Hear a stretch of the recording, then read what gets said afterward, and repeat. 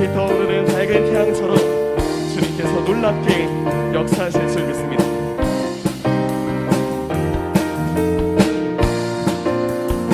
저 높은 하늘 위로, 저 높은 하늘 위로 밝은 태양 떠오르듯이 주님 난 주저앉지 않겠습니다. 주저앉지 않으리. 어떤 어려움에도 어떤 어려움에도 주의 길을 선택하리. 빛 가운데로 주님 걷겠습니다. 이 가운데로 걸으리. 주님은 크게 보는 믿음 가지고 세상을 나타내리라. 놀라운 주의 사랑을, 주의 사랑을, 주의 꿈을 안고 일어나리라. 선한 능력으로 일어나리라. 이 땅의 부흥과 회복은 바로 나로부터 시작되리. 주의 꿈을 안고 일어나리라. 선한 능력으로 일어나리라. 이 땅의 부흥과 회복은 바로 나로부터 시작되리. 우리 서부도 고백합니다. 저 높은 하늘 위로 밝은 태양 떠오르듯이 주님 우린 주저앉지 않을 것입니다. 주저앉지 않으리. 어떤 어려움에도 어떤 어려움에도 주의 길을 선택하리. 주님이 허락하신 빛 가운데로 이 가운데로 걸으리.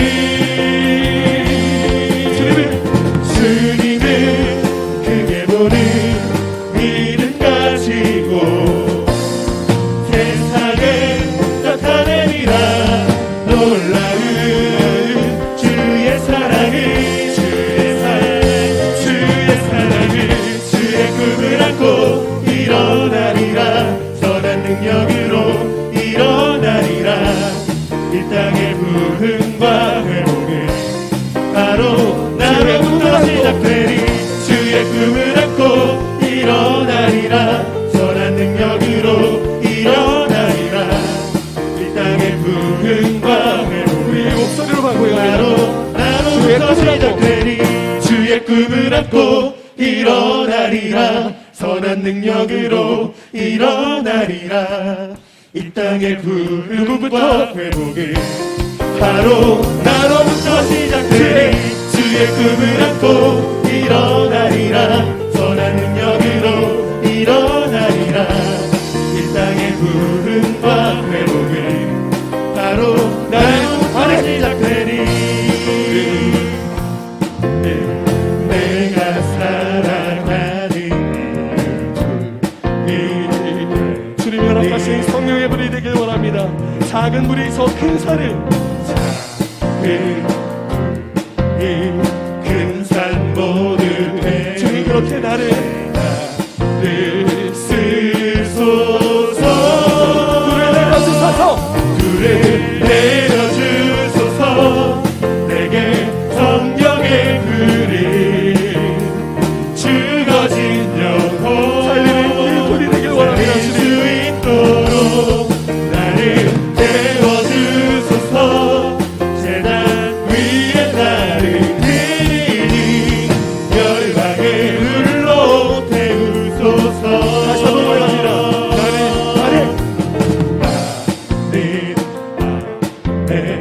내가 살아가는 주님 것은 불이 되는 것입니다. 이 작은 불이 저 큰 산을 모두 태우듯이 큰 산 모두 태우듯이 나를 쓰소서. 불을 내려주소서. 불을 내려주소서.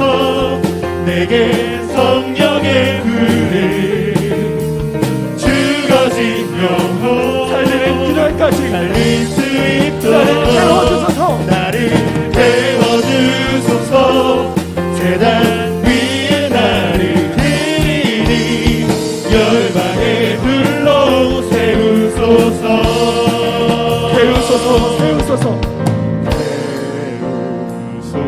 주님 부어 주옵소서. 그 성령의 불을 부어 주옵소서. 이 시간 우리가 소망하는 마음으로 고백하길 원합니다. 주님 깨우소서 부으소서. 주님 부어 주옵소서. 이 성령의 불을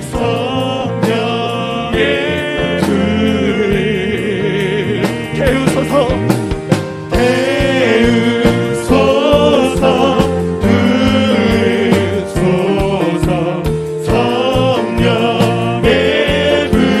우리 마지막으로 합니다. 깨우소서 부으소서.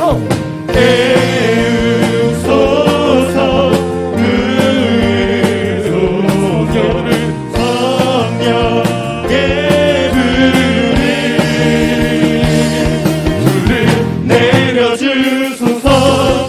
내게 성령의 불을 죽어진 영혼 살릴 수 있도록 나를 태워주소서. 이 세상 위에 재단 위에 나를 드리니 열방의 불로 태우소서. 열방의 불로 세우소서. 주님 열방의 불로 태우소서. 우리 하나님께 박수로 영광 돌리겠습니다. 주님 모든 영광 하나님.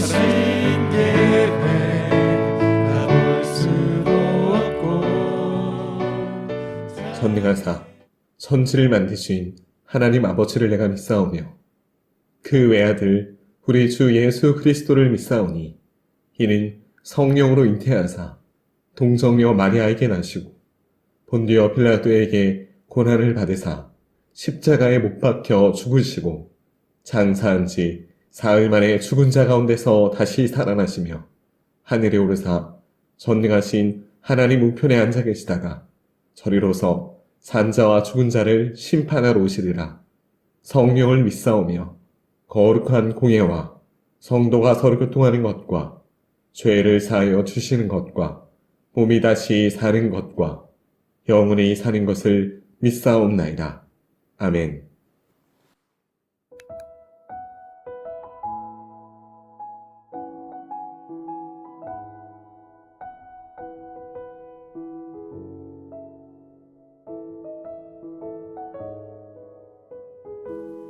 우리 학생들이 하나님의 은혜를 그 무엇보다도 우선시할 수 있는 주일이 되게 하소서. 걱정과 두려움 속에 하루하루를 보내고 있지만 그럼에도 불구하고 예배함으로 기쁨을 맛보는 주의 사랑하는 자녀 되게 하소서. 이 상황을 놓고 노력하고 수고하는 선생님들에게 새 힘을 더하여 주시고 하나님께서 주시는 지혜와 능력으로 모든 것 잘 감당하게 하옵소서.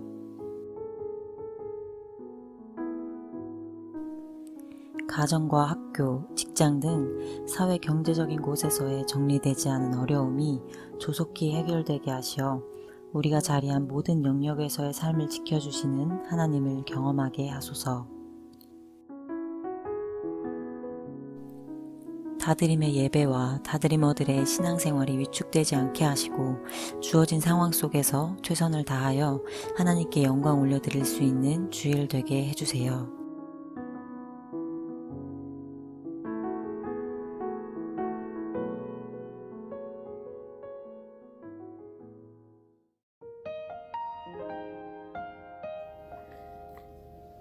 이틀이 지나면 유월절과 무교절이라. 대제사장들과 서기관들이 예수를 흉계로 잡아 죽일 방도를 구하며 이르되 민란이 날까 하노니 명절에는 하지 말자 하더라. 예수께서 베다니 나병 환자 시몬의 집에서 식사하실 때에 한 여자가 매우 값진 향유 곧 순전한 나드 한 옥합을 가지고 와서 그 옥합을 깨뜨려 예수의 머리에 부으니 어떤 사람들이 화를 내어 서로 말하되 어찌하여 이 향유를 허비하는가. 이 향유를 300데나리온 이상에 팔아 가난한 자들에게 줄 수 있었겠도다 하며 그 여자를 책망하는지라. 예수께서 이르시되 가만두라. 너희가 어찌하여 그를 괴롭게 하느냐. 그가 내게 좋은 일을 하였느니라. 가난한 자들은 항상 너희와 함께 있으니 아무 때라도 원하는 대로 도울 수 있거니와 나는 너희와 항상 함께 있지 아니하리라. 그는 힘을 다하여 내 몸에 향유를 부어 내 장례를 미리 준비하느니라. 내가 진실로 너희에게 이르노니 온 천하에 어디서든지 복음이 전파되는 곳에는 이 여자가 행한 일도 말하여 그를 기억하리라 하시니라. 12 중에 하나인 가룟 유다가 예수를 넘겨주려고 대제사장들에게 가매 그들이 듣고 기뻐하며 돈을 주기를 약속하니 유다가 예수를 어떻게 넘겨줄까 하고 그 기회를 찾더라. 무교절의 첫날 곧 유월절 양 잡는 날에 제자들이 예수께 여짜오되 우리가 어디로 가서 선생님께서 유월절 음식을 잡수시게 준비하기를 원하시나이까 하매 예수께서 제자들 중에 둘을 보내시며 이르시되 성내로 들어가라. 그리하면 물 한 동이를 가지고 가는 사람을 만나리니 그를 따라가서 어디든지 그가 들어가는 그 집 주인에게 이르되 선생님의 말씀이 내가 내 제자들과 함께 유월절 음식을 먹을 나의 객실이 어디 있느냐 하시더라 하라. 그리하면 자리를 펴고 준비한 큰 다락방을 보이리니 거기서 우리를 위하여 준비하라 하시니 제자들이 나가 성내로 들어가서 예수께서 하시던 말씀대로 만나 유월절 음식을 준비하니라. 저물매 그 12를 데리시고 가서 다 앉아 먹을 때에 예수께서 이르시되 내가 진실로 너희에게 이르노니 너희 중에 한 사람 곧 나와 함께 먹는 자가 나를 팔리라 하신대 그들이 근심하며 하나씩 나는 아니지요 하고 말하기 시작하니 그들에게 이르시되 12 중에 하나 곧 나와 함께 그릇에 손을 넣은 자니라.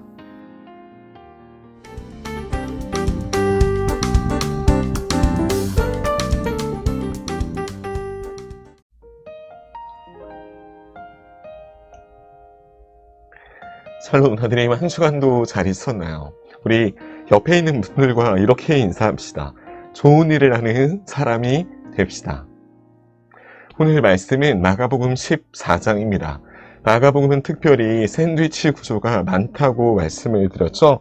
오늘 말씀인 14장도 샌드위치 구조입니다. 양쪽에 일정한 틀을 가지고 있고 그 사이에는 핵심이 들어있다는 것인데 오늘 말씀인 1절과 2절을 한번 읽어보겠습니다. 시작. 이틀이 지나면 유월절과 무교절이라 대제사장들과 서기관들이 예수를 흉계로 잡아 죽일 방도를 구하며 이르되 밀란이 날까 하노니 명절에는 하지 말자 하더라. 오늘 앞쪽방 역할을 하는 이야기는 예수를 죽이자는 이야기입니다. 그리고 샌드위치 사이에 들어갈 핵심, 바로 이 핵심 말씀이 옥합을 깨트린 내용인데 오늘 이 옥합을 깨트린 이야기는 마가복음뿐 아니라 사복음서에 다 들어가 있습니다. 내용은 그리고 의미는 다 동일한 것입니다. 내복음서, 사복음서에 다 들어갈 정도로 중요한 메시지다라는 것이에요. 오늘 1, 2절을 보니 지금은 여러분 언제일까요? 이틀이 지나면 큰 명절인 유월절과 무교절 바로 전입니다.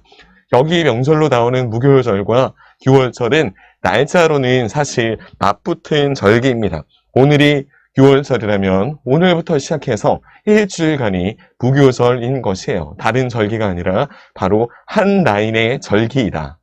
지금 우리도 사순절을 지나고 있죠. 사순절과 맞물려서 종료주일, 고난주간, 부활주일 이렇게 맞물려 있는 것과 같습니다. 그 절기를 기억하고 나누고 하는 차원에서 당시 유대인의 남자들은 1년에 3차례 성전을 찾아왔는데 그중 하나가 바로 유월절, 무교절인 것이에요. 그렇게 큰 행사에 많은 인파가 예루살렘에 바글바글 할 때입니다. 사람들의 환호를 받고 있는 예수라는 젊은 리더를 가난하고 약자들이 추종하는 이 젊은이를 만약에 그때 그 중요한 절기 때 잡으면 난리가 날 테니까 잡아도 명절 다음에 하자 뭐 이런 것이에요. 그리고 샌드위치의 다른 빵 조각 하나는 10절, 11절입니다. 같이 읽어보겠습니다.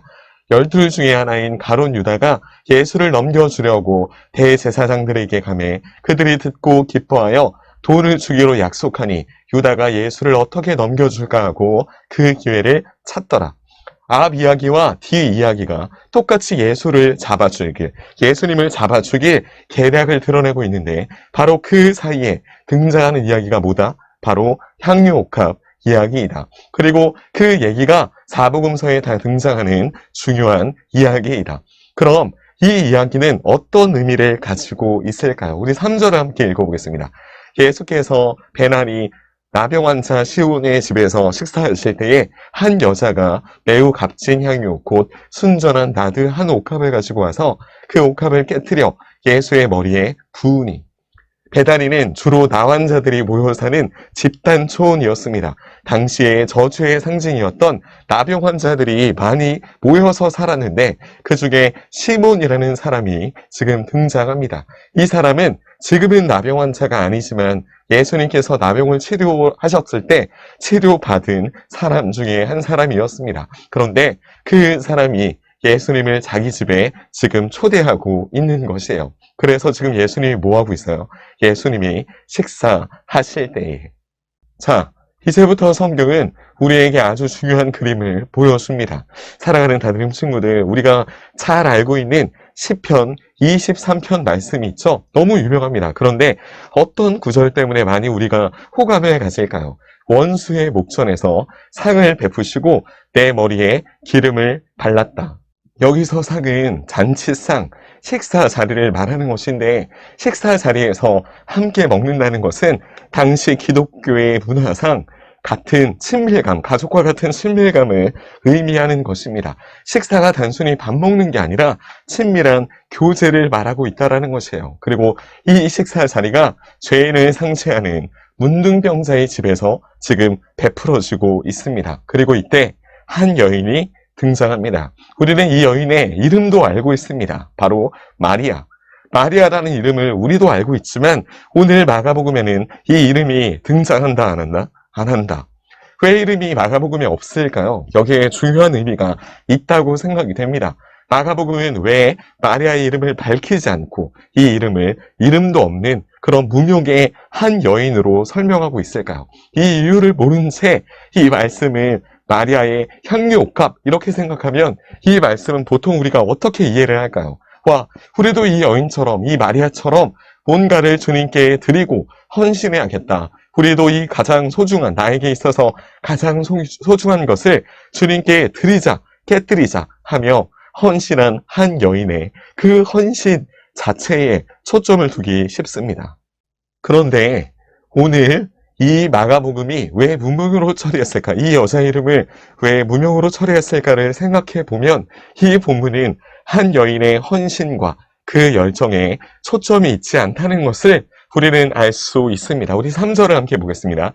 예수께서 베다니 나병 환자 시몬의 집에서 식사하실 때에 한 여자가 매우 값진 향유 곧 순전한 나드 한 옥합을 가지고 와서 그 옥합을 깨뜨려 예수의 머리에 부으니, 여러분 여기에 소개된 향유는 바로 나드입니다. 나드는 이스라엘 땅에서 나지 않는 그런 향유라고 해요. 인도산이래요. 인도에서 나오는 그런 기름이기 때문에 소위 수입품입니다. 당시에는 비행기도 없고 수출 수입이 당연히 어려운 때였기 때문에 여러분 이 나드의 값이 어땠을까요? 굉장히 비쌌습니다. 제자들이 그래서 이 비싼 나드의 값을 이렇게 설명해 줍니다. 300데나리온 정도 되는 것이다. 여러분 당시 노동자가 하루 종일 일하면 1데나리온 정도 받았을 때라고 생각을 한다면 당시에 안식일 빼고 쉬지 않고 1년 내내 일해야지만 벌어들일 수 있는 그 정도의 돈인데 이 비싼 돈에 값비싼 기름이라면 여러분 당시에 이 비싼 기름은 어떤 용도로 썼을까요? 가장 중요한 곳에 첫 번째는 여인들이 당시에 가장 고귀하게 생각했던 신체적인 위치에 발랐다고 합니다. 가장 중요한 곳은 시대적인 기준마다 조금 다를 수 있지만 당시 보편적인 가치로서는 당시 여인들은 머리카락에 발랐다고 해요. 이 향유는 머리를 손질하는 데 썼다라는 것입니다. 아니 이 비싼 걸 우리가 고데기하고 뭐 이런 이미지가 그런 머리카락의 의미가 아니라 당시 머리 손질은 여인들에게 생명과도 같았다. 이렇게 생각하면 좋을 것 같아요. 그리고 두 번째로 쓰인 곳은 이 나드는 피부 미용에도 썼다고 합니다. 마지막 세 번째는 사람이 죽었을 때 시신을 장례하는 용도로 쓰였다고 해요. 이 기름은 굉장히 귀했기 때문에 여인들이 시집 갈 때 혼수품 중에 가장 중요한 품목으로 바로 이 향유를 썼다라고 합니다. 오늘 여기 가련한 여인이 혼수로 준비하면서 이 향료 옥합 300데나리온 정도까지 이 정도의 향료를 만약에 모으려면 여러분 얼마나 많은 시간과 수고가 필요할까요? 보통 일꾼이 하루 품삯으로 버는 1데나리온이라고 생각을 한다면 이 여인은 일주일을 1데나리온을 모으기 위해서 보통 사람들처럼 그렇게 하루를 벌어들인 게 아니라 일주일을 노력했을지도 모르는데 300데나리온이라고 한다면 정말 어마어마한 수고와 가치가 필요하겠죠. 사실 그렇게 값진 물건인데 진짜 사랑하는 사람을 만났다고 하니 그 가치가 아깝지 않았던 것 같습니다. 그래서 이 여인은 예수님께 가장 버라이어티한 순간에 그 옥합을 깨뜨려 예수님의 머리에 부을 수 있었던 거예요. 그런데 이 장면 이후 우리는 이 장면 이후를 성경을 좀 더 꼼꼼하게 우리는 살펴볼 필요가 있습니다. 우리 4절을 한번 읽어볼게요. 4절 시작. 어떤 사람들이 화를 내어 서로 말하되 어찌하여 이 향유를 허비하는가. 여기서 어떤 사람들은 제자들 그리고 율법사들이라고 생각할 수 있는데 여러분 이 사람들이 이 여인에게 화를 냈대요. 여러분 이들의 말을 우리가 좀 상식적으로 생각할 필요가 있습니다. 이들의 말은 틀렸을까요? 여러분 사실은 맞는 말입니다. 당시 율법으로도 지금이 아까 말했듯이 6월절 기간이었기 때문에 가난한 자들을 구제하도록 되어 있었던 시기입니다. 그리고 지금은 6월절을 앞두고 있는 시기죠. 구제를 해야 되는 시기인 거예요. 구제를 해야 되는 시기라는 것을 모두가 알고 있는 상황입니다. 그런데 이 여인이 하필 그 타이밍에 귀한 옥합을 깨어서 머리에 부어 낭비하는 모습을 보였기 때문에 그들은 화가 난 것이에요.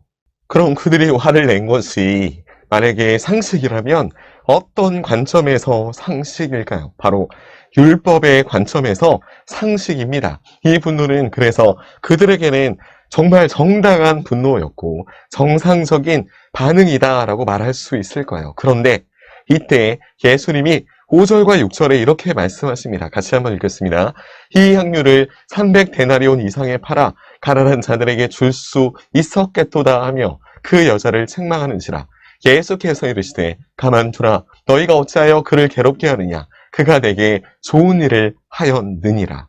사랑하는 다드림 친구들, 이 이름 없는 여인의 행위를 예수님은 지금 어떤 일이라고 말을 했죠? 옳은 일? 아니, 좋은 일. 좋은 일을 하였느니라. 여러분 여기에 오늘의 제목이 되는 엄청난 메시지의 차이를 가져오는 표현이 등장합니다. 옳은 일과 좋은 일, 어떤 차이가 있을까요? 예를 들면 이런 거예요. 어느 날 젊은 여교사 한 분이 남편분 때문에 속상하다는 이야기를 합니다. 왜? 이 남편이 예전에는 사업을 아주 잘해서 돈도 많이 벌고 그렇게 했는데 지금은 사정이 어려워서 하루아침에 집이 쫄딱 망했다는 것이에요. 그런데 당시에는 너무 잘 살아서 아이를 사립초등학교, 국제중학교 이렇게 입학을 준비시켰는데 지금은 너덜이 나서 집도 팔고 차도 팔고 다 청산하고 월세 생활을 하고 있는데도 유독 남편이 이 아이 학업 문제만큼은 양보하지 않고 월세 생활하는 중에도 계속 사립초등학교를 보내자고 이렇게 말싸움을 하는 것입니다. 그래서 이 엄마가, 이 선생님이 감당이 안 돼서 너무 속상하다라는 이야기를 하는 것이에요. 그때 이 얘기를 들은 선생님이 이렇게 말을 했습니다. 아니, 김 선생님, 남자란 동물은 현실적인 것 같지만 사실은 명분론자입니다. 그냥 그 남편을 그대로 두세요. 아마 아들을 그 사립학교로 보내는 것은 자녀를 사랑하는 애정만은 아닐 겁니다. 무너진 그 남자, 그 남편분의 마지막 자존감, 마지막 보루 같은 그런 의미일 것 같아요. 라고 말을 했다라는 것이에요. 옳고 그른 것의 잣대로 보면 이 남편은 잘못된 것이죠. 완전히 틀린 것입니다. 그런데 여러분 인생을 살다 보면 옳고 그른 것보다 더 높은 가치가 우리 각 사람에게 훨씬 더 많다라는 것을 알게 됩니다. 그래서 예수님은 오늘 옳고 틀리다라고 말하는 게 아니라 오늘 우리에게 이렇게 말씀해 주십니다. 저가 좋은 일을 했다. 그럼 여러분 여기서 나오는 좋은 일은 무슨 뜻일까요? 좋은 일이라고 쓰인 이 단어가 여러분 이렇게 써 있는데 어느 언어학자가 이 부분에 대해서, 이 좋은 일에 대해서 이렇게 해석을 했습니다. 아주 좋은 해석이라고 생각해요. 우리 한번 읽어볼까요? 적절한 아름다움. 여러분, 적절한 게 얼마나 놀라운 가치일까요? 가끔 우리가 사람을 볼 때 눈, 코, 입을 같이 이렇게 각각 뜯어보면 어떤 사람은 눈도 잘생기고 코도 잘생기고 입도 잘생겼는데 뭔가 조화가 안 되는 사람이 있죠. 한편 눈, 코, 입을 다 뜯어보면 그렇게 잘생긴 것은 아닌데 뭔가 모르게 조화로운 사람도 있습니다. 이렇게 봤을 때 적절한 아름다움이란 원래 있어야 할 그 자리에 있는 제대로 된 제자리에 있는 아름다움이다라고 생각할 수 있습니다. 하나님이 창조하실 때 원래 모습으로 자리하게 한 그 아름다움, 그 자리에 있는 아름다움. 여러분, 이걸 우리는 뭐라고 부르죠? 이것을 바로 평안한 샬롬의 상태다라고 말할 수 있을 것 같습니다. 이런 의미에서 예수님의 이 칭찬, 좋은 일을 했다라는 칭찬은 정말 보통 칭찬이 아닌 것 같습니다. 너 정말 적절하게 아름답게 했다.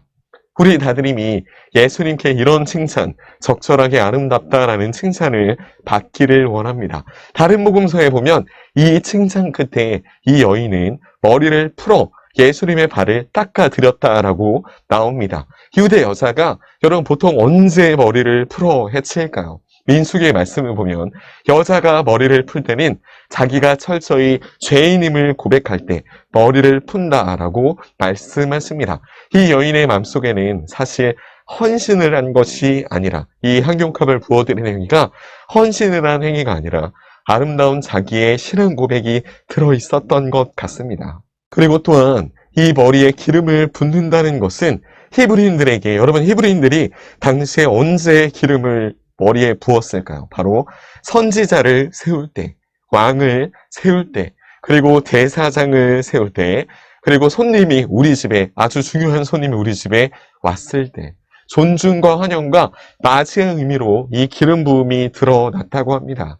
결국 이 여인은 머리를 풀어 자기의 예수님의 발을 닦아 자기를 부정하는 신앙 고백을 했다는 것이겠죠.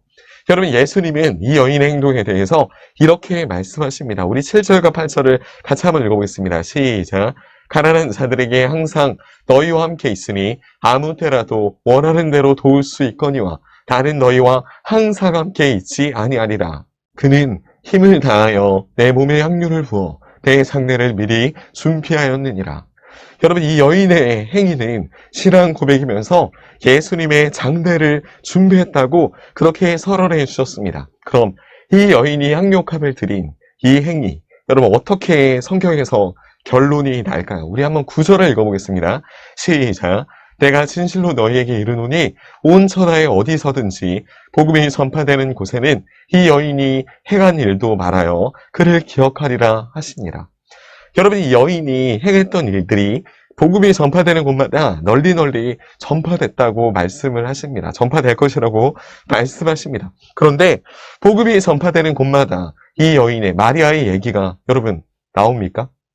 십자가 얘기가 나올 때마다 이 마리아의 얘기가 나올까요? 여러분, 아니에요. 십자가 얘기할 때마다 마리아 얘기를 하는 것은 아닙니다. 그런데 왜 성경 말씀에 예수님은 오늘 이 마리아의 얘기가, 이 향경컵을 드린 무명의 여자의 행위가 그 복음이 전파되는 곳마다 나올 거라고 말씀을 하실까요? 이 여자가 행한 일은 과연 뭐라는 것일까요? 이것은 이 여인이 행한 행위 속에 예수님의 십자가의 복음이 다 들어있다는 말씀이에요. 그분의 죽으심, 부활, 그분의 고난, 자기 부정을 통한 그 죄의 고백이 이 향유 옥합 이야기 속에 다 들어있다는 말씀입니다. 그래서 이 여인의 고백이 복음이 전파되는 것과 똑같은 이야기로 전해질 것이라는 말씀이에요. 그리고 다른 복음서에는 이 향유옥합 이야기가 끝날 때 이런 여운의 글이 남습니다. 온 집에 향유 냄새가 가득하더라. 우리 다드림 친구들, 우리는 이제 또 한 주를 시작합니다. 이 말씀처럼 사랑하는 주님에 대한 설레임으로 우리의 옥합을 깨트리는 다드림이 되었으면 좋겠어요. 그래서 십자가의 사건이 증언되어지는 순종과 결단과 적절한 아름다움으로 그 좋은 일을 행하는 다드림으로서 한 주를 살아가길 원합니다. 그 주님의 칭찬이 우리의 한 주간에 있기를 소망합니다. 그래서 우리가 있는 온 집안에, 우리가 있는 온 공동체에, 우리가 있는 온 땅에 향유 냄새가 가득하는 축복이 함께하기를 원합니다. 오늘도 주님의 이름으로 여러분들을 사랑하고 축복합니다. 아멘. 우리의 삶이 사람들에게 무명일지 모르나 공허하지 않고 예수 안에 만족하는 이유, 가난하여도 부족하지 않는 이유, 예수 안에 충만하기 때문입니다. 우리 같이 찬양하면서 주님, 예수로 나아갑니다. 예수의 이름만 붙잡고 나아갑니다. 예수 안에 있기를 원합니다. 고백할 때 주님께서 이끄시는 놀라운 은혜가 이 자리 가운데 있기를 소망합니다. 우리 함께 찬양하겠습니다. 무명이어도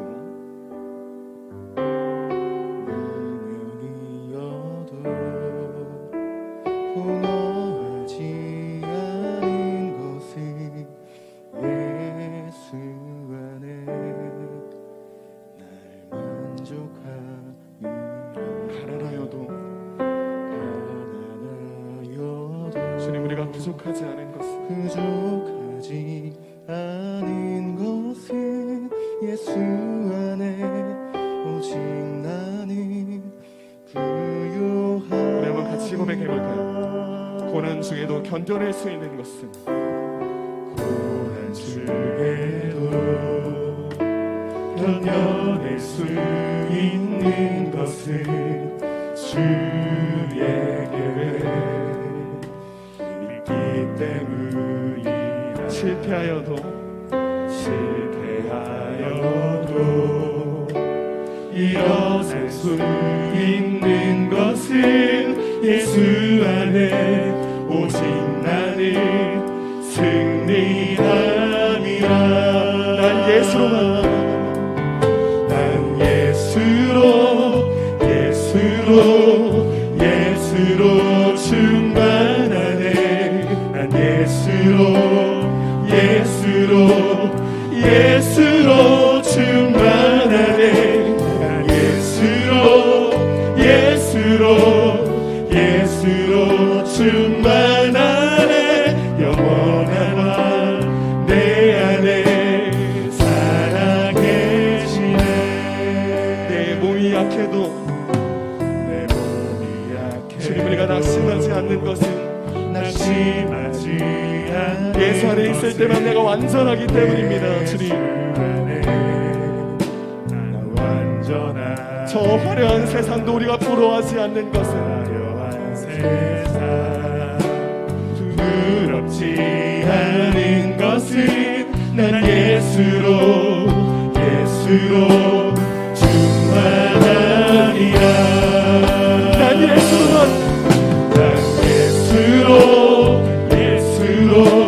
예수로 충만하네. 세상 모든 것들도 우리가 부럽지 않습니다. 주님, 부럽지 않네. 난 예수로만, 예수로 충만하네. 영원한 왕 내 안에 우리 목소리로 고백하겠습니다. 난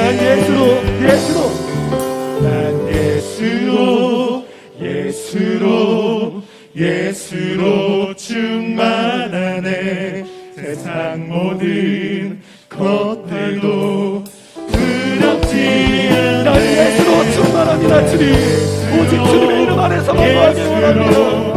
예수로 충만하네. 영원한 왕 내 안에 살아 계시네. 난 예수로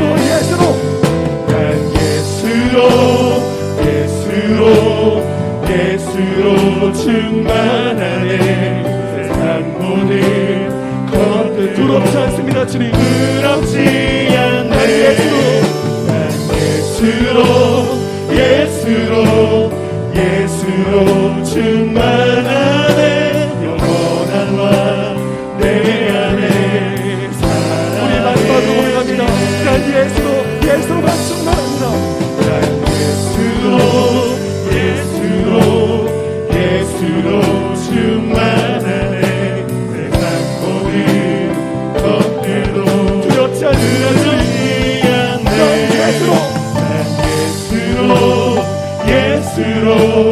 예수로 충만하네 영원한 내 안에 살아계시네 예수로 사네.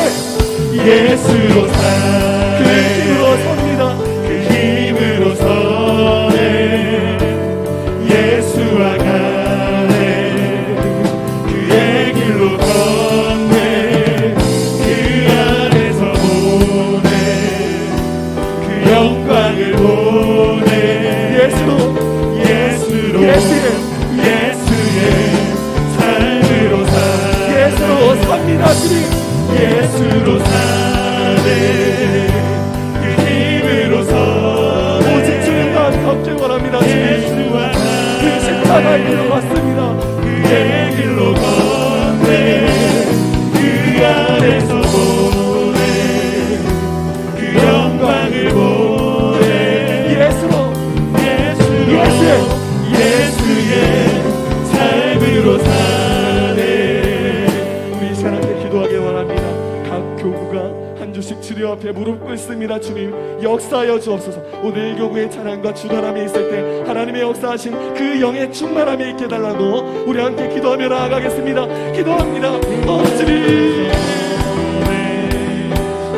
영광을 보네 예수로 예수의 삶으로 사네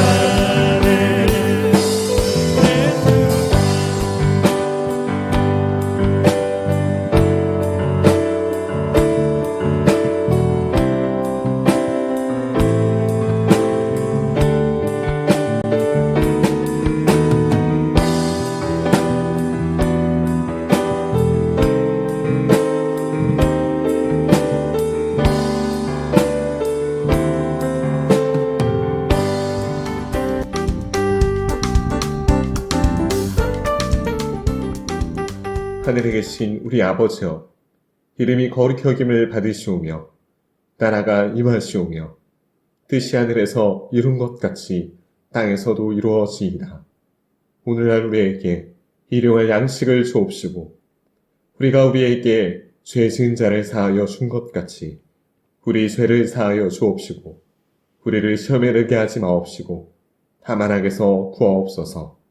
대개 나라와 권세와 영광이 아버지께 영원히 있사옵나이다. 아멘.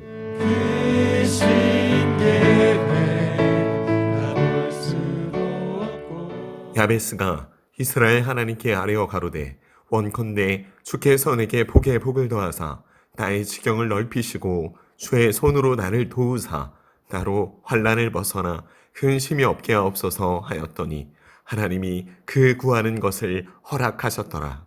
아멘.